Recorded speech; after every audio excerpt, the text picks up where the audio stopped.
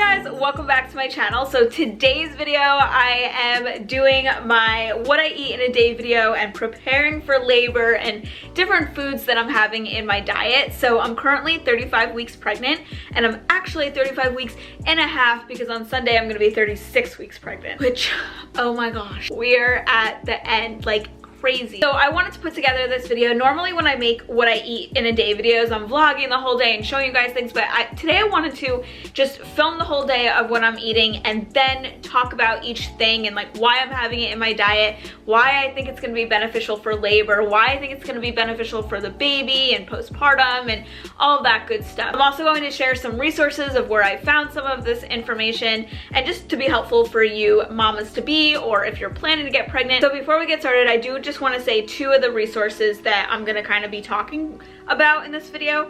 So the first is Real Food for Pregnancy. This is a book that I got in my first trimester because I was so sick. I had the worst morning sickness and I just worried about my baby. I worried that she wasn't getting the right nutrition and I wasn't keeping anything down. And I just thought, okay, if I can keep some food down, I want to be eating the best quality food. I want to be eating the best things for her. I bought this book and not only has it been a great resource for what to eat during pregnancy, but also there's the end chapter is all about postpartum and things you should be eating after you give birth, because after you give birth you lose so much. Like all the good stuff is in the placenta right now and you actually birth the placenta. You also lose a lot of blood when you give birth, obviously, so you're going to be low on iron. That's why I'm preparing my body now at 35 weeks, because I want to make sure I'm getting all the right nutrition so that I can prepare for this moment, prepare for recovery. Now I also found this article that kind of is like the cliff notes of this book, top 10 foods for preparing for labor and delivery. So now let's get into what I eat in a day.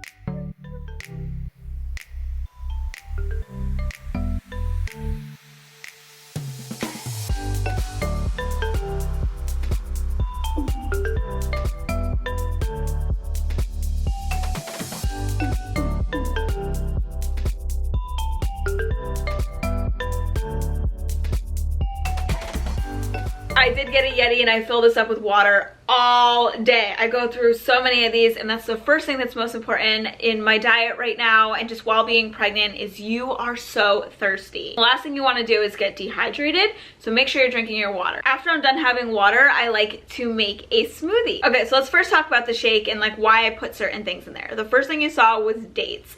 So many of you have been tagging me in all these different articles about dates. Eating 3 to 6 dates a day starting at 35 weeks, apparently, this could be a myth, it could be an old wives' tale, I don't know.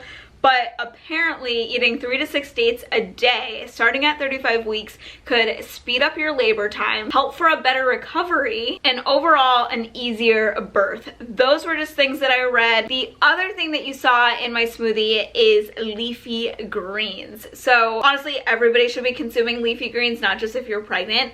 But I noticed that while I'm pregnant, sometimes salads could gross me out and just like the thought of crunching veggies. So it's a little harder to get veggies in while being pregnant. I've heard others say the same thing. So sticking them in my smoothie is a great way that I get them. The other thing that I'm having in my diet is cooked and raw leafy greens. The reason why I'm doing both, and I actually read this in the article, and I kind of already knew this already just because I'm huge on gut health. It's easier for your body to digest when you're not just having raw things. So raw kale and raw spinach, whatever your leafy green of choice is, have a mixture. Have it raw in a smoothie, but then also have it cooked. So you're gonna see at dinner, I also have it cooked. Leafy greens have amazing things for you and baby, like iron, zinc, calcium. Think about your bones when you're pregnant. It's so much extra weight. Our bones go through so much, and I actually didn't even think about this. Calcium is so important, and there's a lot of calcium in leafy greens. And then it also has vitamins like A, K, E, and C. So you're just kind of getting a wide variety of things just in your morning smoothie first thing in the day.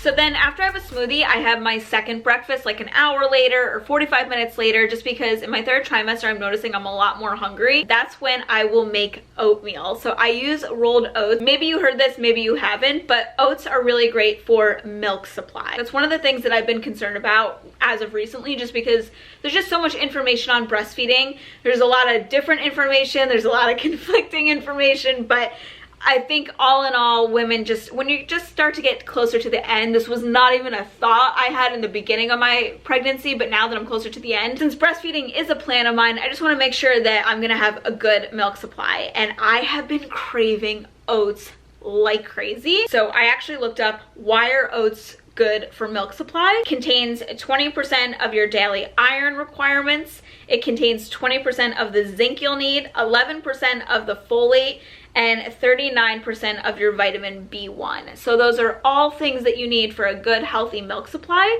I was also reading that if you're low on iron and zinc, then that could lead to a lower milk supply. So these are the bone broths that I found already prepared and ready. All you have to do is heat them up. One is beef, jalapeno, and sea salt. We're gonna try that one today. And then this one I'll have tomorrow, which is chicken.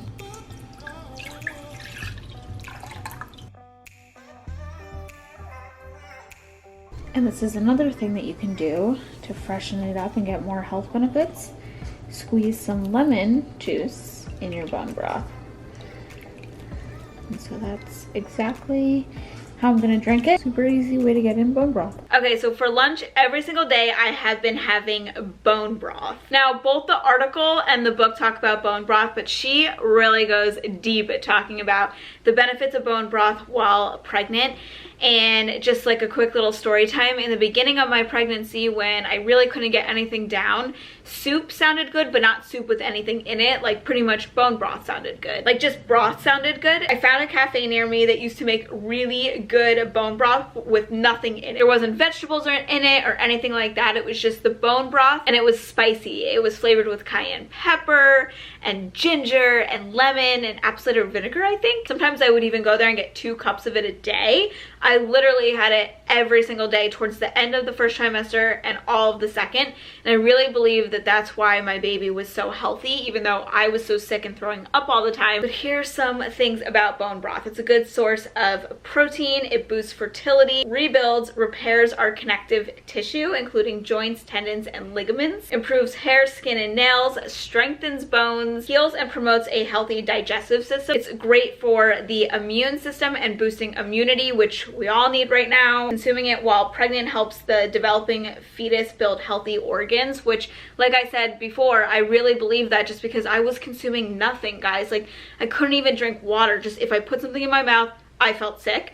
But the thought of warm, like earthy broths didn't really sound that gross to me. Just as long as there was nothing in it like vegetables or chicken. I didn't want chicken soup. This is another thing that I'm going to be consuming after giving birth.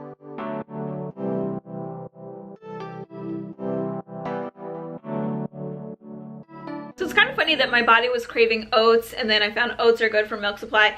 Then I was really craving watermelon, and in this article she talks a lot about watermelon and just the importance of melon in general for hydration. So I actually have watermelon every single day, but I actually learned why it's beneficial to have watermelon at the end of pregnancy especially, and it's for hydration. So you could keep drinking your water, but if you want to up your hydration even more, try adding some watermelon, or a different kind of melon, she says, will work too. Hydration is already difficult because you are not only needing to consume H2O for your daily body needs, but also for you and your baby, and constantly replenishing the amniotic fluid. As the placenta begins to age, the ability to make the efficient amount of amniotic fluid begins to decline. So staying hydrated will decrease your risk of low amniotic fluid levels.